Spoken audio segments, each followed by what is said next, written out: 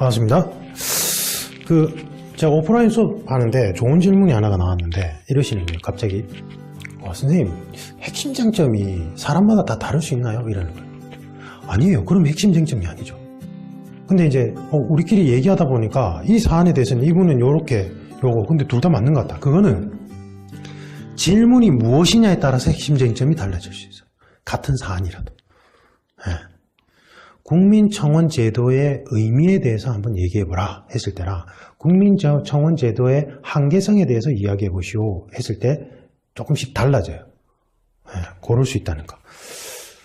그 얘기를 할 겁니다. 그러니까 좋은 질문을 받았는데 국민청원 제도 그러면 이제 제가 구체한 건 이거예요. 국민청원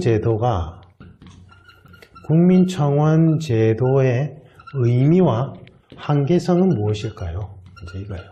그러니까 사람들이 여기에 많이 올렸는데 정부가 이건 우리가 할 수 없어요. 우리가 할 수 없어요. 이러니까 우리가 할 수 있는 것만 청원을 해주세요. 이러니까 우리가 그걸 어떻게 알아? 그래요. 맞죠? 그러니까 자 인간이 상권을 분립한 이유는 뭐죠? 인간은 불완전한 존재고 제도 또한 불완전성을 지닐 수밖에 없기 때문에 한쪽에 권한이 집중될 경우 부패할 수 있다는 거예요. 그래서 상권 분립을 했죠. 견제와 균형을 위해서. 그래서 사법, 입법, 행정 뭐 이렇게 가죠. 그런데 근대 국가에서 현대 국가로 넘어올 때 행정부가 커지는 형태를 띠게 되죠. 왜요? 행정부가 왜 비대해집니까? 자본주의의 내재적 딜레마를 그러니까 자본주의 스스로 진화해서 수정 자본주의로 갔는데 그때 받아들인 개념이 뭐라고요? 규제와 복지의 개념이었어요. 맞죠? 그러니까 규제와 복지를 중요한 요소로 인식하게 되니까 행정부의 역할이 많이 커져요.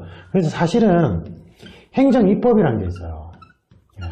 그 법제처를 통해서. 그래서 국회에서 만들어지는 법보다 사실은 전체 법이라 명할 수 있는 건 명령규칙까지 전부 다 조례까지 통틀어 봤을 때 이게 행정입법으로 하는 비율이 엄청나요. 한 70에서 80% 가까이 되나? 그래서 그만큼 행정부가 하는 역할이 커지고 있어요. 자, 그거까지 전제로 말씀을 드리고 그러면 국민청원제도가 필요한 이유는 뭘까요? 간접 민주주의의 한계를 극복하기 위해서요. 뭐냐면 우리는 직접 우리가 국정에 다 참여할 수 없으니까 위임을 하죠. 누구에게요? 통치기구에게요.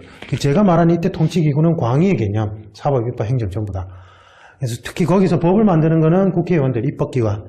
그래서 그 법을 만들어진 거를 이제 실제로 적용해서 움직이는 건 행정기관. 그리고 거기에서 위반 사실이 나타나면 행정부 안에 준사법기관이 검찰이 사법부에다가 요청해가지고 법을 대해서 이제 처벌할 건 처벌하고 이렇게 가는데 그런데 자유재량 위임이에요. 그러니까 국회의원들을 한번 뽑히고 나면 본인들이 뭔가 법을 만들 때 일일이 국민들한테 물어볼 필요는 없어요. 물어볼 필요는 없는데 이거를 국민들한테 물어볼 필요는 없어요. 그게 이제 자유재량 위임이에요. 자유재량 위임인데 이걸 일일이 물어볼 필요는 없고 본인들 통치 철학에 맞춰서 만들어야 되는데 항상 뭐를 반영해야 돼요?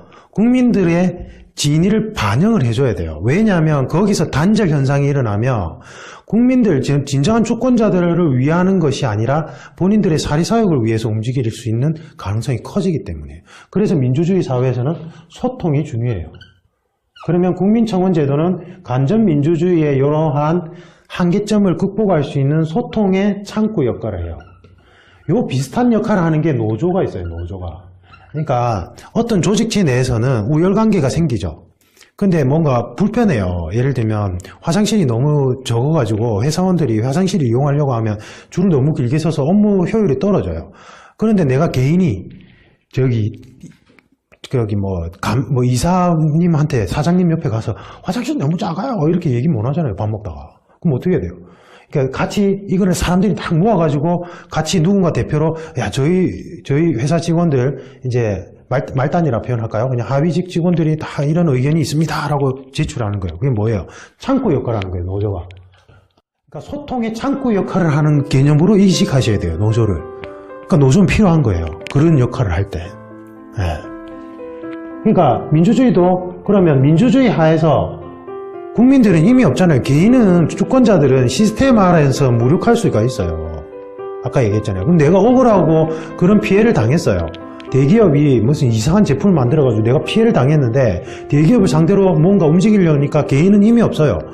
그래서 뭐 여러 국가기관에 업소를 했는데 안 들어줘요. 그럼 어떻게 해야 돼요?